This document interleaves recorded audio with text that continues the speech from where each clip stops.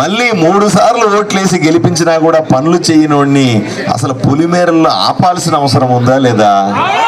ఈసారి ఇంకో ఐడియా కూడా ఇస్తాను. ఈసారి వస్తే పేడ కొట్టండి మొహం మీద. ఏమయ్యా మరుగుదొడ్డి కూడా కట్టలేవు, డబ్బులన్నీ తీసుకుని మింగేసినావు.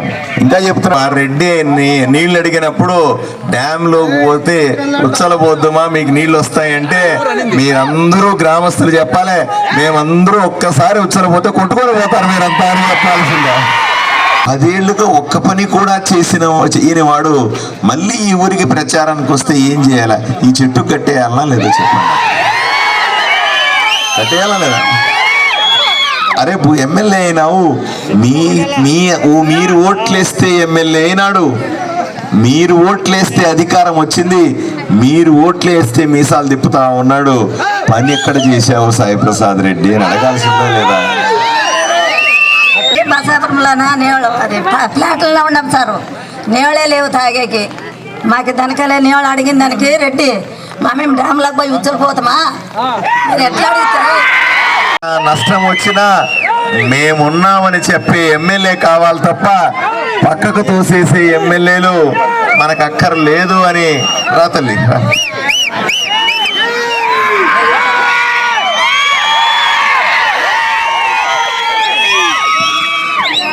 మాది బసాపురంలోనా నీళ్ళు అది ఫ్లాట్లలో ఉన్నాం సారు, నీళ్ళే లేవు తాగేకి. మాకు దనకలే నీళ్ళు అడిగిన దానికి రెడ్డి మేము డ్యామ్లకు పోయి ఉచ్చలిపోతామా? మీరు ఎట్లా అడుగుతారు? మేము డ్యామ్లకు పోయి ఉచ్చలిపోతామంటారు సార్. అదే మాకు రాజరెడ్డి ఉచ్చలిపోయి పోతామా డ్యామ్లో పోయి? నీళ్ళు బాగలేవు సార్, తాగేకి లేవు. మా పిల్లలు బెంగళూరులో ఉండరు, మాకు ఎవరు లేరు. అంటే ఏం చేస్తాం? అట్లే వస్తాం నీళ్ళు, మనం ఏం చేస్తాము?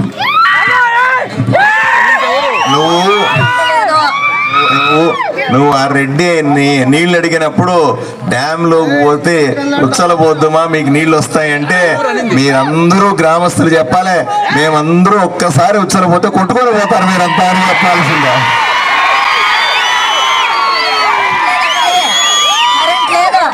దిమాలో పాము కానీ వస్తుంది, దిమాలో పాము చూసాం పట్లనా అసలు కరెంటే లేదు. కంబాలేం దండి పుడిచారా, కరెంట్ లేదు. కరెంట్ అంటే ఇంకా ప్రభుత్వం వచ్చినా కరెంట్ వేపిస్తారంట. మరి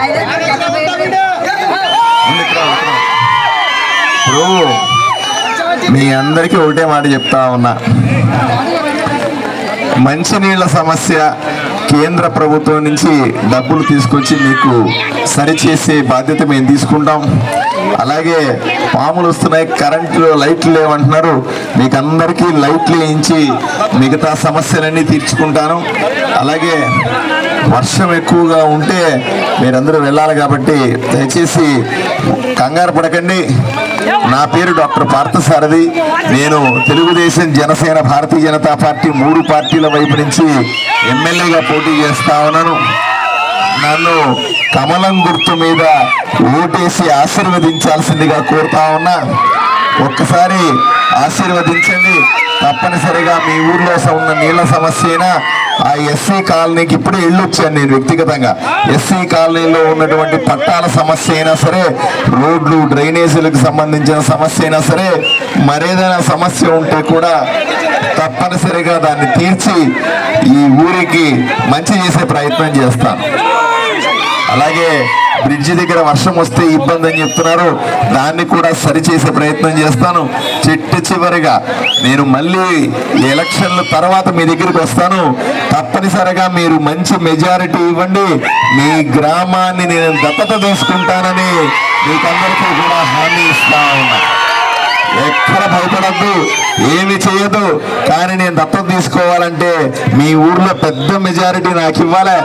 ఏ ఊరిలో పెద్ద మెజారిటీ వస్తే ఆ ఊరిని దత్తత తీసుకోవాలి. కాబట్టి మీరు పెద్ద మెజారిటీ ఇచ్చి నన్ను ఆశీర్వదించాల్సిందిగా కోరుకుంటూ సెలవు తీసుకుంటాను. నమస్కారం. 10 ఏళ్లుగా ఒక్క పనైనా చేసినాడా అని అడుగుతా ఉన్నా. 10 ఏళ్లుగా ఒక్క పని కూడా చేయని వాడు మళ్ళీ ఈ ఊరికి ప్రచారానికి వస్తే ఏం చేయాలా? ఈ చెట్టు కట్టేయాలనా లేదా చెప్పండి? కట్టేయాలా లేదా? అరే ఎమ్మెల్యే అయినావు, మీరు ఓట్లేస్తే ఎమ్మెల్యే అయినాడు, మీరు ఓట్లేస్తే అధికారం వచ్చింది, మీరు ఓట్లేస్తే మీసాలు తిప్పుతా ఉన్నాడు. పని ఎక్కడ చేశావు సాయి ప్రసాద్ రెడ్డి అని అడగాల్సిందా లేదా? మళ్ళీ 3 సార్లు ఓట్లేసి గెలిపించినా కూడా పనులు చేయనోడిని అసలు పొలిమేరల్లో ఆపాల్సిన అవసరం ఉందా లేదా? ఆపాల్సిన అవసరం ఉందా లేదా? ఏ మొహం పెట్టుకుని ఊర్లోకి వస్తావు, ఏమడిగి ఏం అర్హత ఉందని నా ఓట్లు అడుగుతావని చెప్పాల్సిన అవసరం ఉందా లేదా? పెద్ద ఆయన నువ్వు చెప్పాలబ్బా, పెద్ద మనుషులు న్యాయం చెప్పాలి కదా. మనం ఊరుకుండే కొద్దీ కూడా నేనే గొప్పవాడిని, నీ ఊరుకుండే కొద్దీ కూడా నేనే చాలా పెద్ద ఎమ్మెల్యేని అంటే ఎట్లా? ఆడవాళ్లకు మరుగుదొడ్లు లేవంట, ఎంత అన్యాయం అండి. నేను నాకు చాలా చోట్ల చెప్తున్నారు ఆడవాళ్లకు మరుగుదొడ్లు లేవని. నేను పోయి అక్కడ చూస్తే 5,000 మరుగుదొడ్లు కట్టించామని చెప్పి బిల్లు చేసి డబ్బులు కొట్టేసాడు ఈ ఎమ్మెల్యే. మరుగుదొడ్ల మీద కూడా డబ్బులు కొట్టేసి ఎమ్మెల్యేని నిజంగా మీరు ఏ రకంగా చూడాలో అర్థం చేసుకోవాల్సింది. ఈసారి ఇంకో ఐడియా కూడా ఇస్తాను, ఈసారి వస్తే పేడ కొట్టండి మొహం మీద. ఏమయ్యా మరుగుదొడ్లు కూడా కట్టలేవు, డబ్బులన్నీ తీసుకుని మింగేసినావు.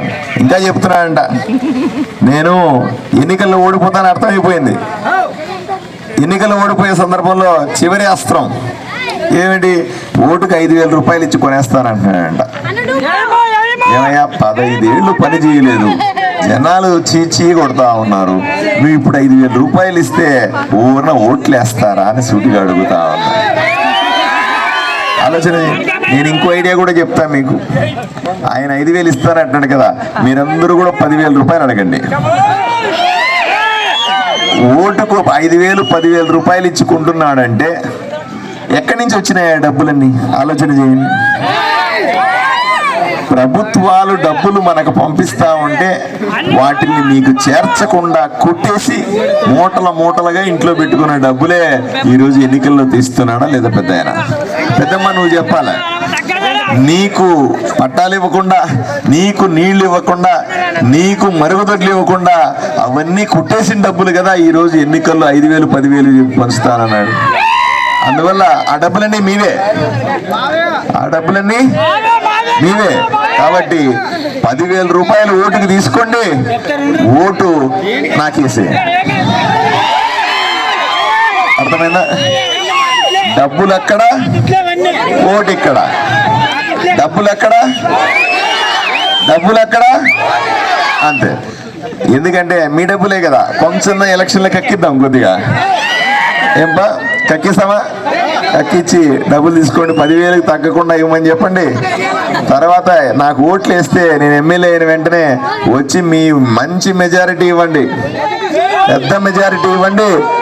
నేను చెప్పాను, మెజారిటీ ఇస్తే మీ ఊరిని దత్తత తీసుకుంటానన్న. దత్తత తీసుకోవడం అంటే ప్రతి నెల రావాలా? దత్తత తీసుకోవడం అంటే ఇక్కడ 1 రోజు 2 రోజులు ఉండాలా? దత్తత తీసుకోవడం అంటే మీ ఇళ్లలో భోంచేయాలా? దత్తత తీసుకోవడం అంటే రాత్రిళ్ళు ఏదో గుడిసెలో పడుకోవాలా? దత్తత తీసుకోవడం అంటే నరేంద్ర మోదీ దగ్గరికి పోయి డబ్బులు తెచ్చి మీ ఊరికి ఖర్చు పెట్టాలా? దత్తత తీసుకోవడం అంటే అక్కడి సమ్మర్ స్టోరేజ్ ట్యాంక్ నుంచి పైప్ లైన్లు దగ్గరుండి వేయించాలా? దత్తత తీసుకోవడం అంటే మీకు బ్రిడ్జి కట్టించాలా? దత్తత తీసుకోవాలంటే అమ్మ అక్కలకి అందరికీ కూడా ఇబ్బంది లేకుండా మరుగుదొడ్లు కట్టించాలా? నేను ఇన్ని చెయ్యాలంటే మీరు నాకు ఓటు ఇవ్వాలనా లేదా అని సూటిగా అడుగుతా ఉన్నా. నాకు మెజారిటీ ఇవ్వాలనా లేదా అని సూటిగా అడుగుతా ఉన్నా. పెద్ద మెజారిటీ ఇవ్వాల్సిందా లేదా అని అడుగుతా ఉన్నా. అమ్మ ఇచ్చేస్తారంట, అమ్మ అక్క మీరు చేసుకోండి, మీరు భక్ష్యాలు రెడీ చేసుకోండి, దత్తత తీసుకొని వచ్చేస్తా ఉన్నా. నేను బ్రహ్మాండంగా భక్ష్యాలు చేసుకొని తిన్నాం, ప్రతి ఇంట్లో భోంచేస్తా, ప్రతి ఇంట్లో పడుకుంటా. ఒక్కసారి నేను దత్తత తీసుకుంటే పట్టాలు నడుచుకొని వస్తాయి, మీ ఇంట్లో వచ్చి పడతాయి. ఏం భయపడద్దు. మీ పని అంతా కూడా నాకు ఎంత మెజారిటీ ఇస్తారని దాని మీదే పెట్టండి. కమలం పువ్వు కనపడితే నొక్కేయండి, సైకిల్ గుర్తు కనబడితే నొక్కేయండి. నొక్కే పనులు మీరుండండి, మిగతా పనులు నేను చూసుకుంటా.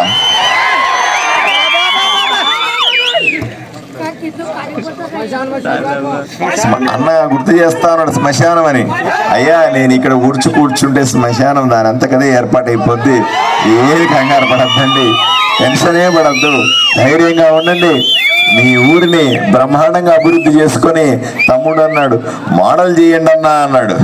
అయ్యా మోడల్ కాదు, అంత తాత చేస్తాం, ఏమి కంగారు అక్కర్లేదు.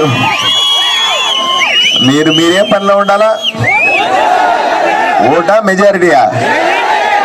పెద్ద మెజారిటీ ఇచ్చే పనులు మీరుండాలా. అయ్యా ఇన్ని పనులు చేయాలంటే మీ ఊర్లో మిగతా వాళ్ళని కూడా మాట్లాడుకోండి. అరాకొరా ఎవడన్నా ఉండి నేను ఆ పార్టీకి ఓటేస్తానంటే పిచ్చోడ్లాగా ఉన్నావు, మన ఊరు బాగుపడద్దిరా, మన ఊరు బాగు కోసం ఒక్క ఓటు వేయాలి, ఎవరు బుద్ధి ఉందా లేదా నీకని పెద్దవాళ్ళందరూ మాట్లాడుకోవాలా. ఊరికి అన్యాయం చేసేవాడికి ఓటేస్తామా, ఊరిని దత్తత తీసుకునేవాడికి ఓటేస్తామా అని మాట్లాడుకోవాలా లేదా అని మిమ్మల్ని అందరినీ కూడా ప్రశ్నిస్తా ఉన్నా. అయ్యా ఊరంతా ఒకటి కండి, ఊరంతా ఒక మాట మీదకి రండి, ఊరంతా ఒక తాటి మీదకి రండి, వీరంతా కూడా ఒకేసారి ఓటేయండి. ఒకరికే ఓటేయాల్సిందిగా మీ ఊరిలో ఉన్నటువంటి అన్ని పార్టీల జనాల్ని, చివరికి వైఎస్ఆర్సీపీ పార్టీ కార్యకర్తల్ని కూడా నేను అభ్యర్థిస్తా ఉన్నా. కలిసి రండి, ఊరిని బాగు చేసుకోవడం తప్ప మీకు ఇంకేమైనా ఘనకార్యం ఉందా వైఎస్ఆర్సీపీ కార్యకర్తలు అని అడుగుతా ఉన్నా. అయ్యా ఊరు బాగుపడుతుందంటే, ఊరికి నీళ్ళు వస్తాయంటే, అక్కా చెల్లికి మరుగుదొడ్లు వస్తాయంటే, పట్టాలు వస్తాయంటే, ఇక్కడ బ్రిడ్జ్ వస్తుందంటే ఓటు ఇయ్యలేరా అని మొహం మీద అడగండి. వైఎస్ఆర్సీపీ కార్యకర్తలను ఒప్పించండి, వాళ్ళందరినీ తీసుకొని వచ్చి మీరే దగ్గరుండి ఓట్లు వేయించి పెద్ద మెజారిటీ ఇవ్వాల్సిందిగా తెలియజేస్తూ మీకందరికీ 2 చేతులు ఎత్తి వేడుకుంటూ సెలవు తీసుకుంటా ఉన్నాను. అన్నా మాకి 35 సంవత్సరాల నుంచి మన ఎస్సీ బీసీ మైనారిటీ వర్గాల నుంచి అసలు పట్టాల సమస్య గురించి పాముకాటుకు గురైన వాళ్ళు చాలామంది ఉన్నారు. ఇంతవరకు డ్రైనేజీ వ్యవస్థ కానీ మరియు మాకి నీటి సమస్య కానీ తీర్చే నాదుడు అసలు లేడు. అడిగితే అది చేస్తాను ఇది చేస్తాను ఓట్లు కానీ అడుక్కుంటారు, కానీ ఇంతవరకు చేసే నాదుడు లేడు. మాకి ఎస్సీలకు ఇంతవరకు పట్టాలు గత ప్రభుత్వంలో సాయి ప్రసాద్ రెడ్డి గారు ఇస్తామని హామీ ఇచ్చినాడు, కానీ ఇంతవరకు మాకు 5 సంవత్సరాల నుంచి మొన్న ఇంటింటి ప్రోగ్రాంకి ఇస్తానని ఇంతవరకు మనతో మాటలు కూడా మాట్లాడలేదు.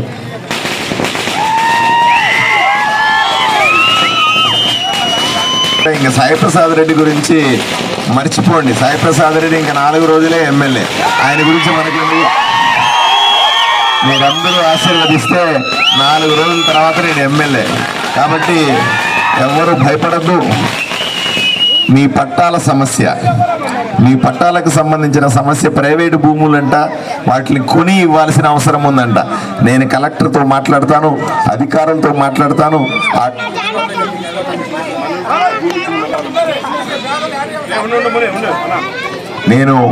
ఎందుకంటే మనం ఆదోనికి మంచినీళ్ళు ఇవ్వడానికి మనం భూములు ఇచ్చాం, మనం దానికి పట్టాలు కూడా అడుగుదాం. ఆ కలెక్టర్ను మాట్లాడి ఈ పట్టాల సమస్యని, ఇప్పుడు ఊరంతా ఆదోనంతా మీరు నీళ్ళు ఇస్తా ఉన్నారు, మీ ఊరికి అక్కడి నుంచి నీళ్ళు ఇవ్వడానికి ఏమి ఇబ్బంది కదా. ఇప్పుడు ఆదోనికంతా నీళ్ళు ఇచ్చేది మీరే, మరి ఇక్కడే ఉన్న ట్యాంకులోంచి మీ ఊరికి నీళ్ళు ఇవ్వకపోతే ఎలా? ఏమి ఇబ్బంది పడద్దండి. నేను ఎమ్మెల్యే అయిన వెంటనే నీళ్ళ ట్యాంకు నుంచి మీకు కొళాయిలు ఇప్పించి అక్కడి నుంచి ఇంటింటికి కొళాయి ఇప్పించే బాధ్యత నేను తీసుకుంటాను. ఈ పట్టాల సమస్య తప్పనిసరిగా అధికారులతో మాట్లాడతాను, కలెక్టర్తో మాట్లాడతాను. దీన్ని ఏ విధంగా చేస్తే బాగుంటుంది, వాళ్ళు ఓనర్లు ఎవరైతే ఉన్నారో వాళ్ళు డబ్బులు ఇస్తానంటే ప్రభుత్వం దగ్గర నుంచి డబ్బులు ఇప్పించైనా సరే కొని మీకు పట్టాలు ఇప్పించే బాధ్యత తీసుకుంటాం. లేకపోతే ఆల్టర్నేటివ్ ఏముందో కూడా తప్పనిసరిగా పేదలకు న్యాయం చేసే పని మీకు చేస్తానని హామీ ఇస్తా ఉన్నాను. ఎందుకంటే ఈరోజు మీరు ఒకటే గుర్తుపెట్టుకోవాలి, ఇప్పటిదాకా మీకు సైకిల్ గుర్తుకి ఓటేసే అలవాటు ఉంటుంది, కానీ